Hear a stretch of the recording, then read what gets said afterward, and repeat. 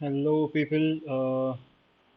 I would like to preface that if I look homeless and sleep deprived, the homeless part isn't true, but I sure am sleep deprived, haven't slept for the past 4 days.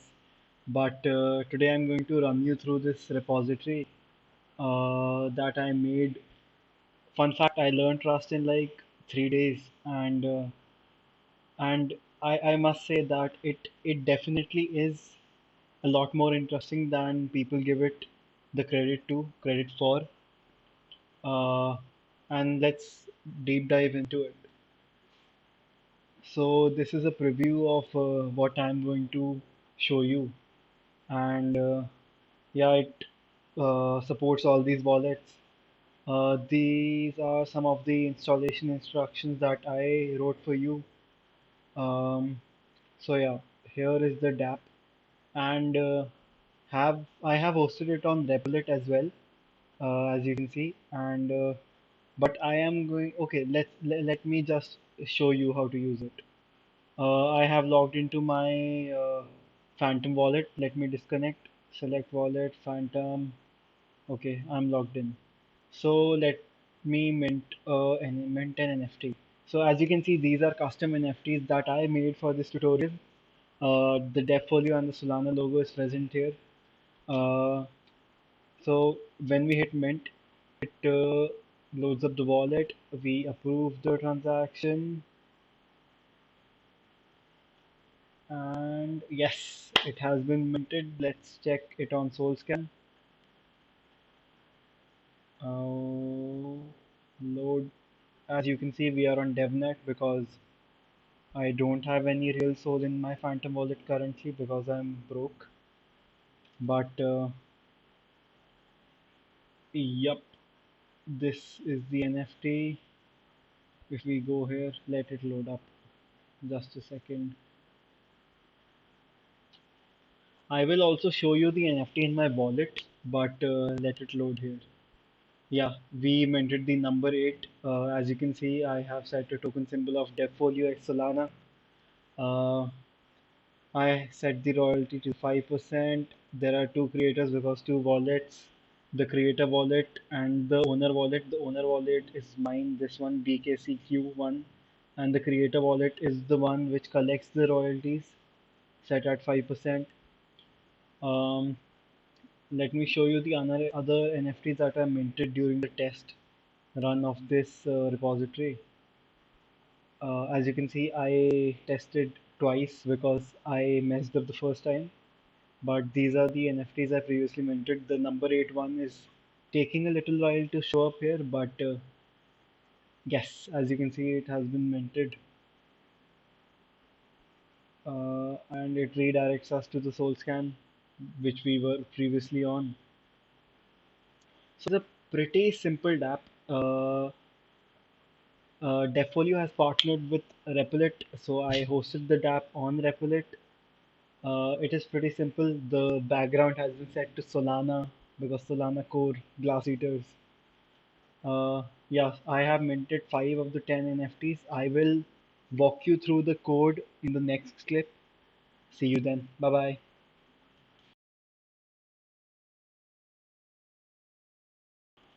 Hello, people. So there are currently two or more ways to mint NFTs on Solana currently, and I have implemented two of those implementations.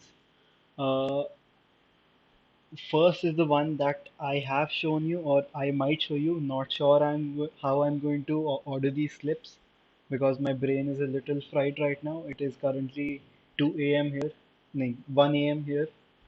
Uh, so this is the first one where we have a beautiful page, the custom Devfolio X Solana NFTs, the whole entire documentation and the installation instructions hosted on Replit and whatnot.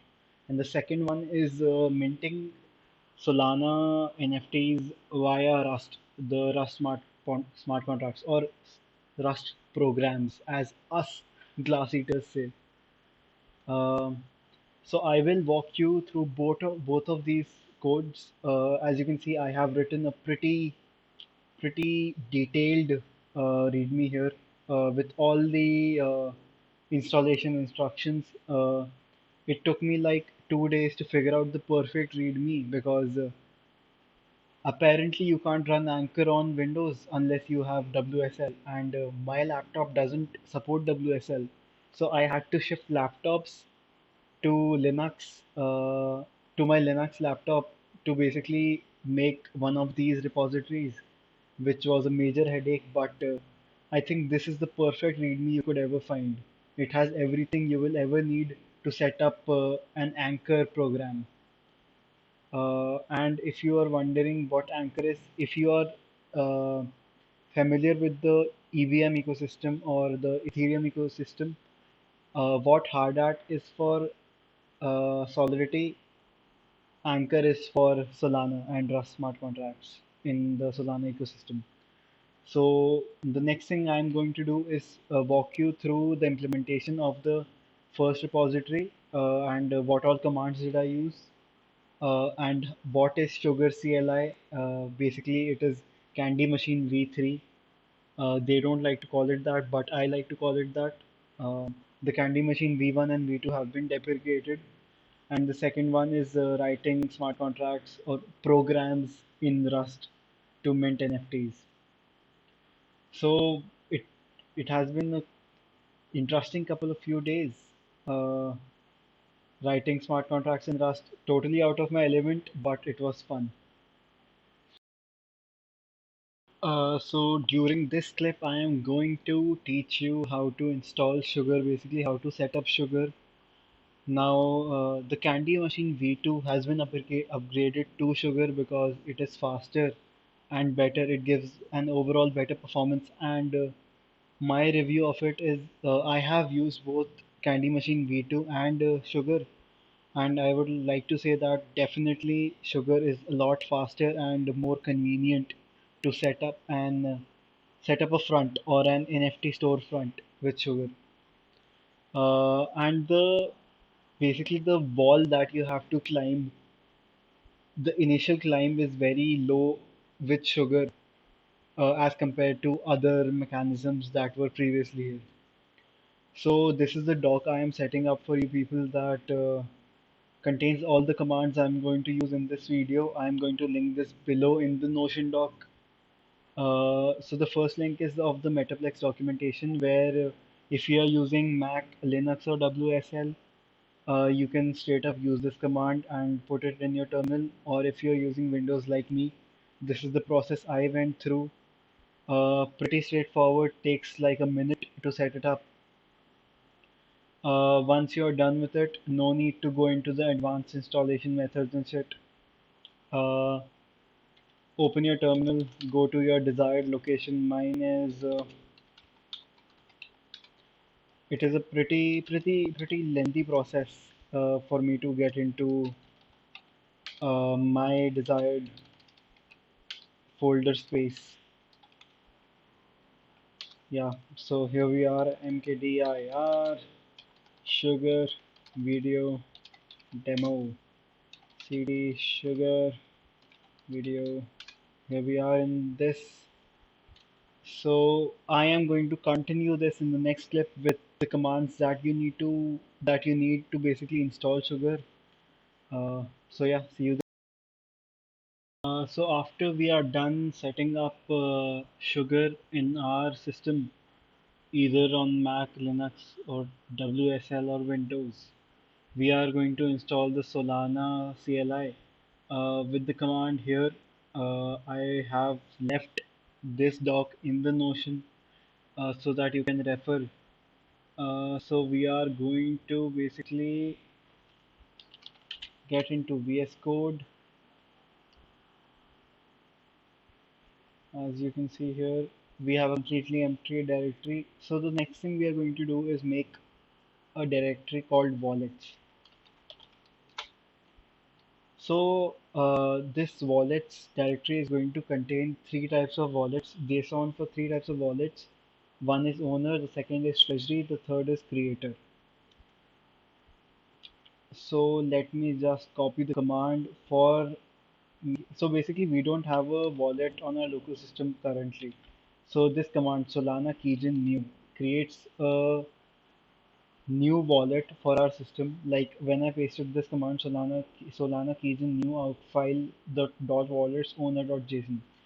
Now outfile dot wallets owner.json is basically it is going to create owner.json in the wallets directory. We don't need a passphrase because this is just on devnet. Let's save our public key for this wallet in this doc so that guys can keep track. The next we are going to create is a treasury wallet. Again, no passphrase. We are going to save the public key in the doc again,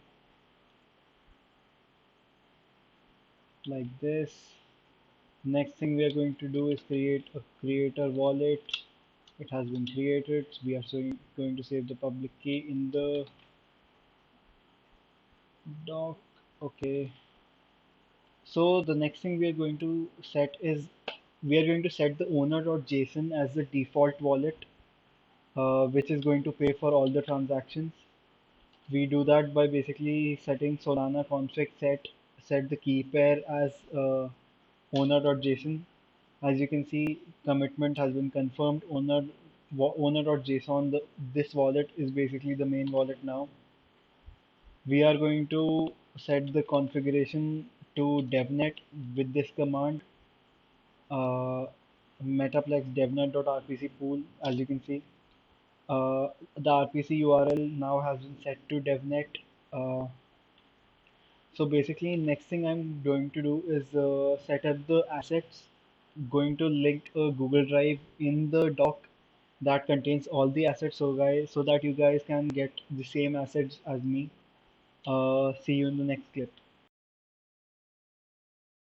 Now we are going to basically check the balance of our configured wallet that we set. Basically the owner.json wallet. Solana balance. I have 1.962 Sol currently. Let me just show you the command how to get your own Sol on the devnet. Solana airdrop 2. Yes, now I have 3.962 Sol. I am very rich. Unfortunately, this money doesn't matter in the real world. Otherwise, I would have been a billionaire. But on the testnet, um, so the next thing we are going to do, I have imported my assets into the directory, into this directory basically. It contains corresponding JSONs for the images. Let me show you the first image. Ta-da! The infamous Defolio and Solana NFT. There are 10 of them. The 10th image is basically this, the collection. Yeah, so let me show you the JSON. Uh, the Defolio X Solana symbol collection of 10 numbers on the blockchain. This is the number 1 out of 10. Beautiful stuff. We now have everything set up, the assets and the wallets. So the next thing we are going to do is basically write the command sugar launch. This is going to launch the candy machine. Uh, so it is going to ask us a bunch of questions. Don't get scared. This is not an episode of CID. You are not going to get the Farsi. Uh, so we don't have a config file yet. So let's just hit buy. What is the price of each NFT? 0.069. How many NFTs does your candy machine have? We have 10 NFTs, so I'm going to hit like write 10 and hit enter. Found the symbol Defolio X Sol. Yes, this is the correct one. What is the seller fee basis points? So this is basically asking us to set royalty. Let me just set royalty of like 7%. So 700 it is. What is the go live date? So this is asking us to set a particular date after which our NFTs can be minted, but I want to mint them now. So I'm going to write now and hit enter. How many creator wallets do you have? As you remember, we have just one. So I'm going to write one and hit enter. If you remember, I saved the creator wallet address here. I'm going to enter it. Make sure to save yours too. Control Shift V. Enter royalty percentage share for creator 1. So we only have one creator, so we are going to write 100 because the total shares must add up to 100 as it is written. Hmm. Which extra features do you want to use? We are just going to maintain NFT, so we don't need the features. But if you want to, you can hit spacebar and tick and untick all of these features. I am just going to hit enter. What is your sole treasury address? So the treasury wallet is quite an important wallet. It contains the all the soul from all the transactions that we are going to make. It is going to keep track. So we entered this treasury address. What upload method do you want to use? So bundler is the most popular one, and it is the only one I have used. So I'm going to use bundler. Do you want to retain authority on your NFTs? Obviously, we live in a dictatorship. Do you want your NFTs to remain mutable? Obviously, we do. So sugar upload command has started. Wow, this is quite fast. The metadata files have been uploaded. Sugar deploy command has been activated. As you can see, we have a new candy machine. Oh wow, everything is done. So let me see if this works. It usually doesn't, but let's see if it works this time. Yeah, it doesn't. So what I'm going to show you is a secondary method to do things. You take your candy machine ID and you save it in your doc, your personal doc. I'm going to save mine right about here.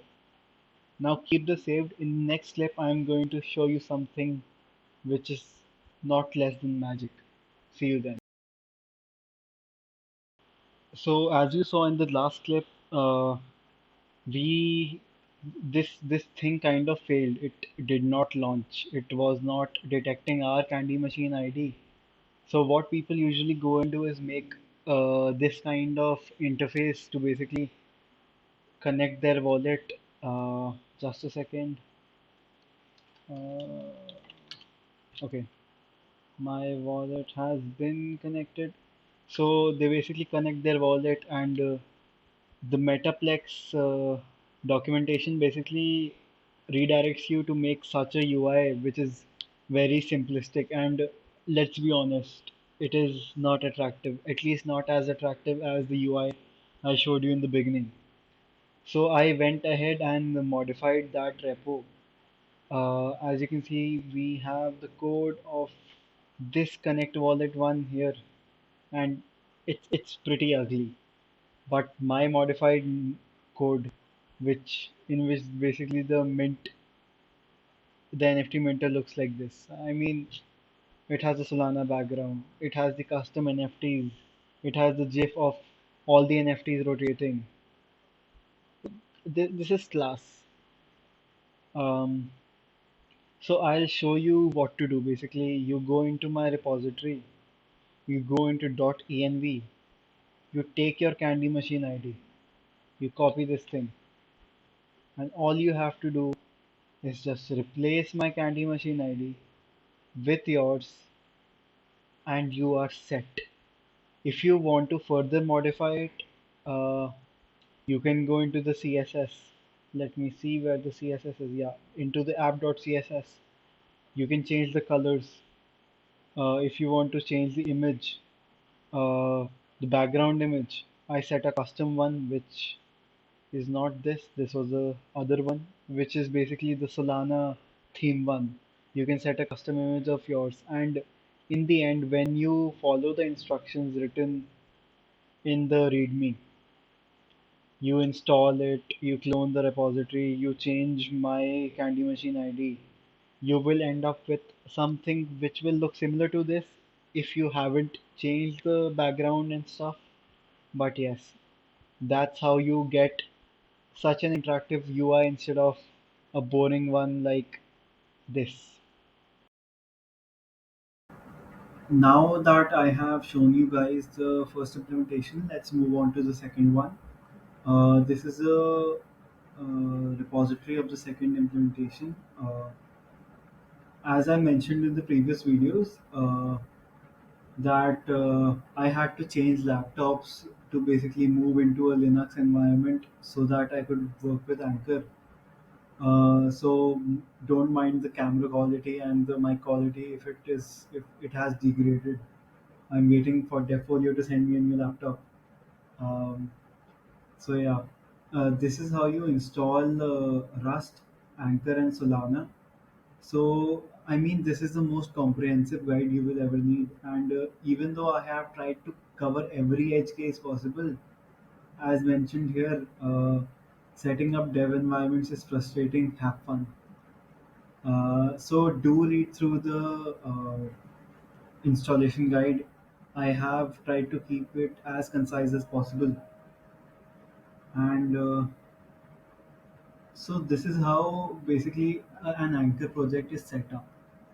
When you install Anchor, let me go into my terminal and show you. Anchor. I have Anchor CLI 0.2.50. I have Solana dash V. I have Solana, and next was Rust. I also have Rust. So I have everything. You follow this guide, and you will all have all the dependencies needed to basically run this program. Uh, so Anchor project is basically set up in a way where you have the assets folder, you have a programs folder, you have a migrations folder, and a test folder. So test folder obviously has the tests written in TypeScript, which we will go over as the tutorial moves along or the code walkthrough moves along. We have the migration folder, which basically consists of the deployment script that is written in TypeScript. And let me show you the main files here. One is anchor.toml.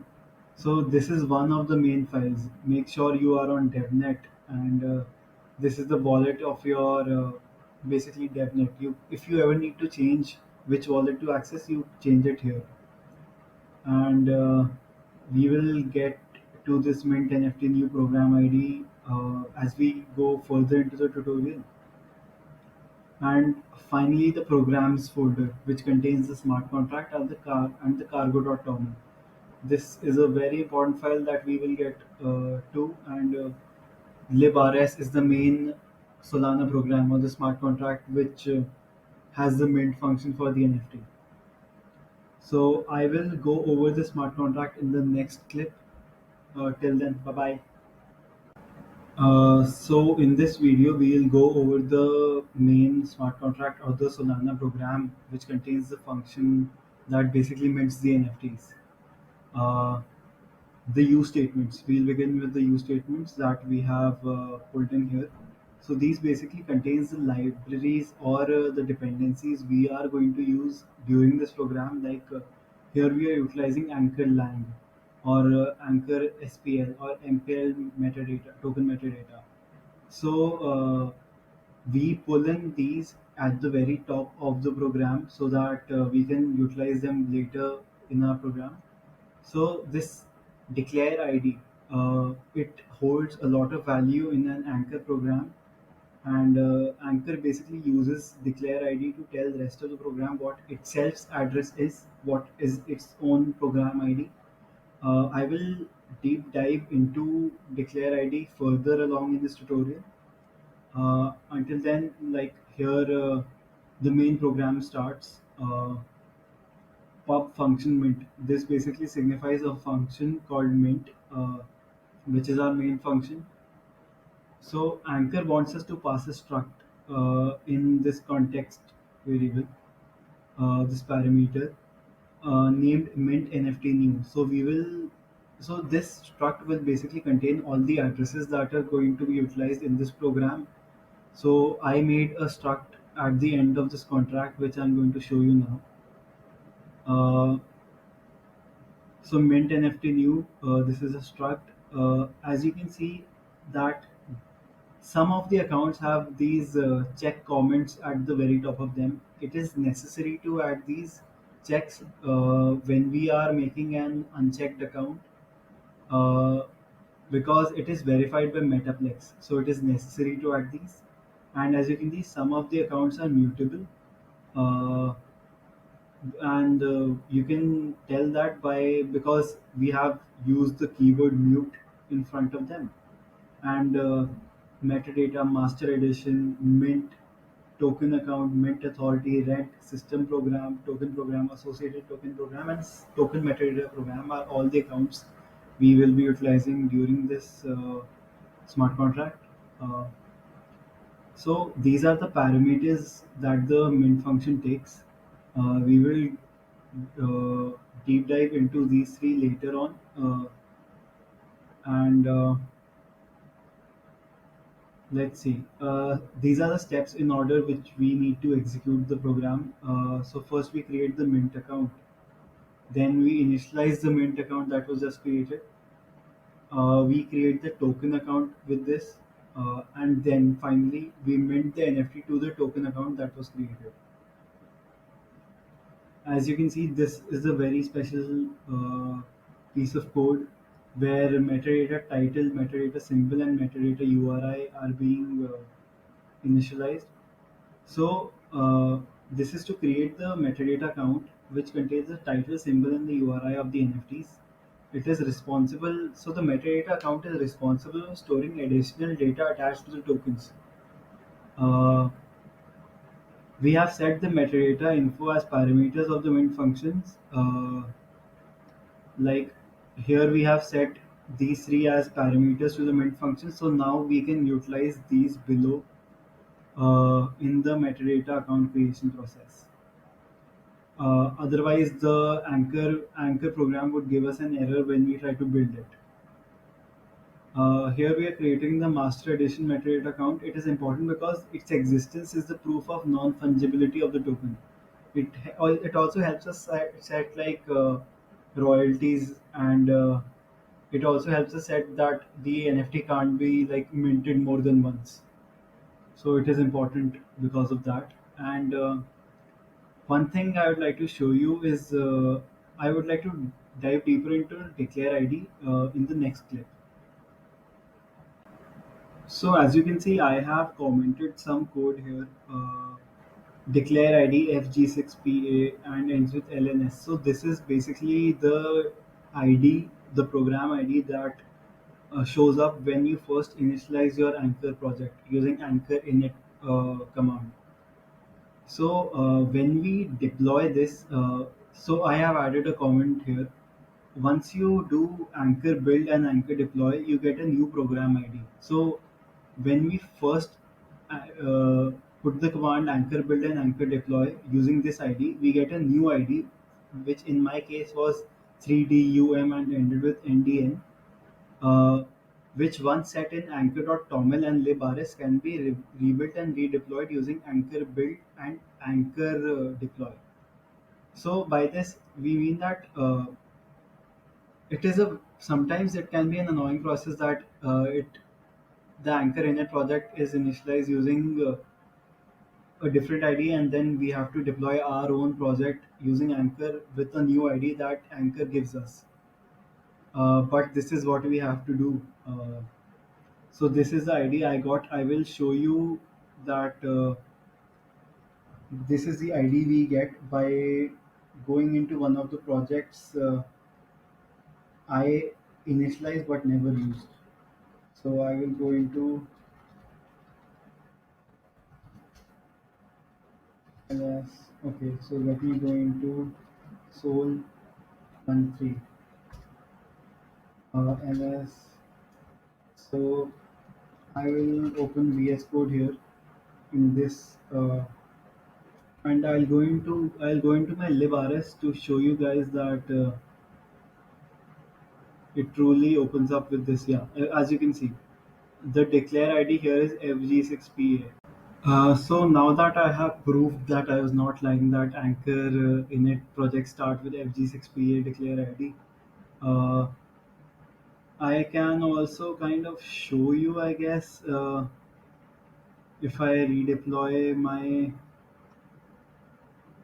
Okay, let me just redeploy this Anchor build.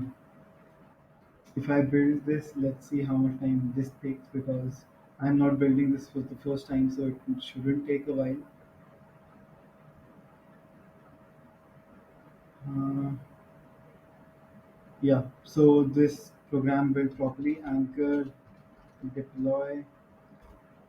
This should also show the new declare ID that I was talking about. Like, let's wait for this to end.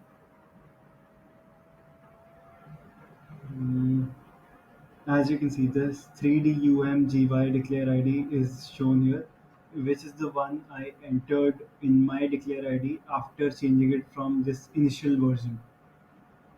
So now that we have gone over the entire smart contract or program, uh, you anywhere you see this FG6PA, which is usually in the anchor toml and the librs, you change it to 3DUM, the newer program ID. So I went ahead and changed mine already. You go ahead and do that in your program. I will wait. Just kidding, I won't. Loser. Uh, so now that we have Anchor built and Anchor deployed our project, uh, something called an IDL is created. Now, what is an IDL?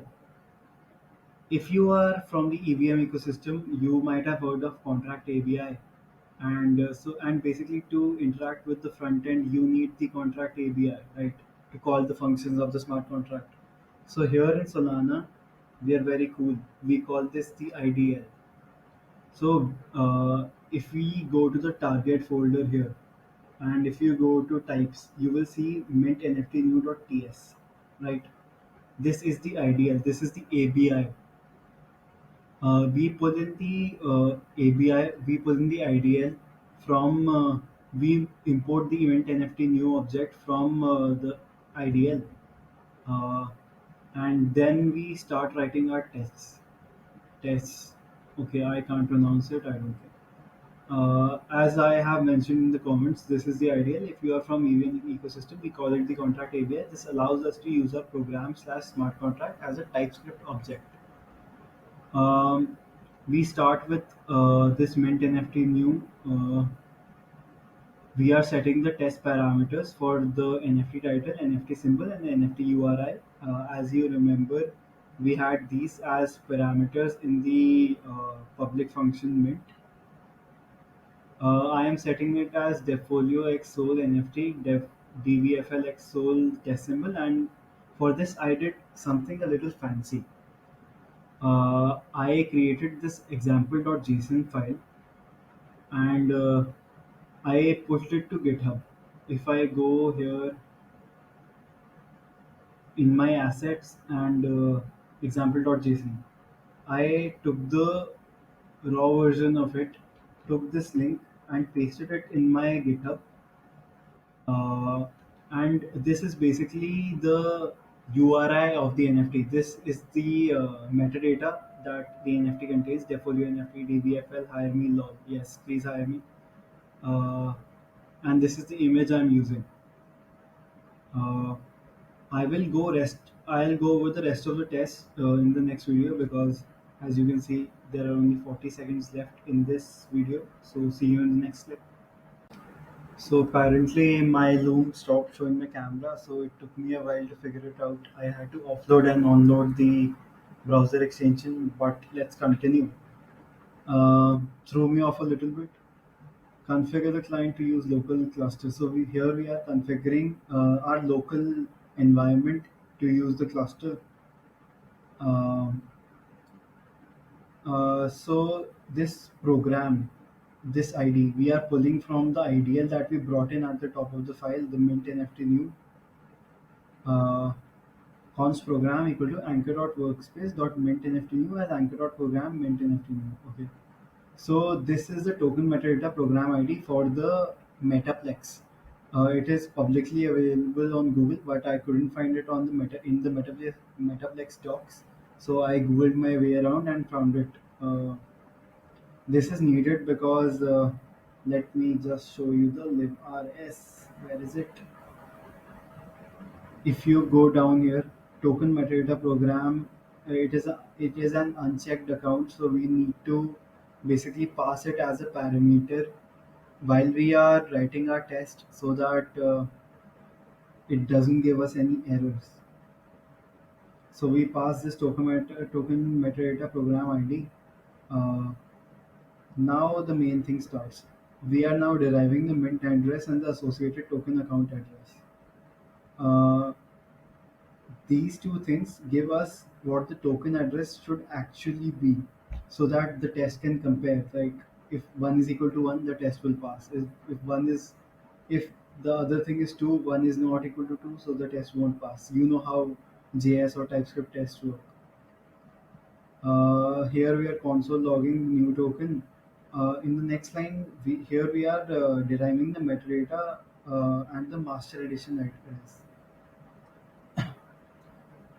Uh, the main thing comes here. So there might there was at least in my mind there was a hype created like how do we write tests for Solana programs and how do we call the main functions that we're trying to test. It was way simpler than I thought. Await program methods dot mint.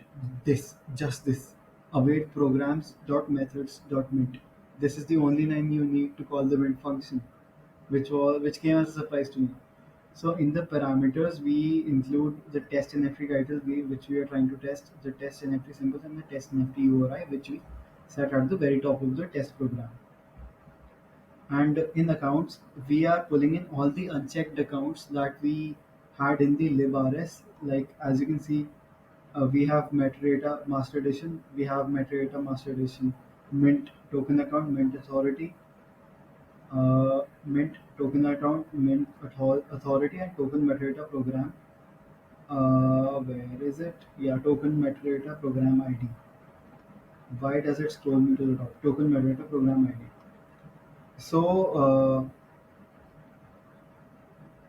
in this in this test we are basically trying to transact with the mint function in our on-chain program.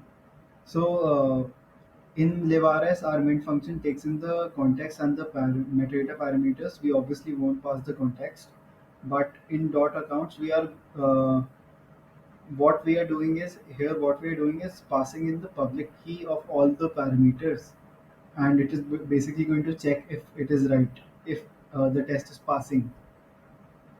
So you might be thinking that these are not all the accounts that we pulled in the Libaris, like rent, system program, token program, and associated token program are left out. But well, Anchor resolves these accounts by themselves, by itself.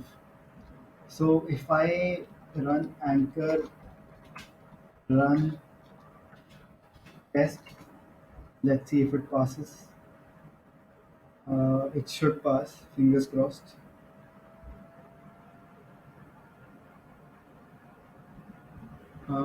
Please, please. Oh,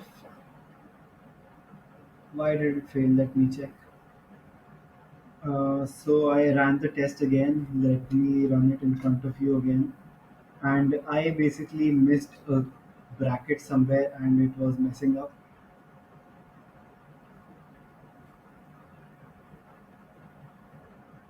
So as you can see, the test has passed. In the next clip, I'll show you our deployed NFT on the Solana Explorer. As you saw in the last clip that our test passed, the mint test, this one. Uh, so now we will check if our NFT has been minted on the Solana Explorer. To basically do that, I will get my Solana address. I will copy this. I will go into the Solana Explorer. Yep, and I will change this to DevNet, and I will search for this account. If I go into tokens, as you can see, I have tested this many times. Let's see which one is the latest. I am unsure. So this 5 minutes ago. This was the image. We can verify that by, I guess, going into the URI which I set. Okay, I have that in here, right?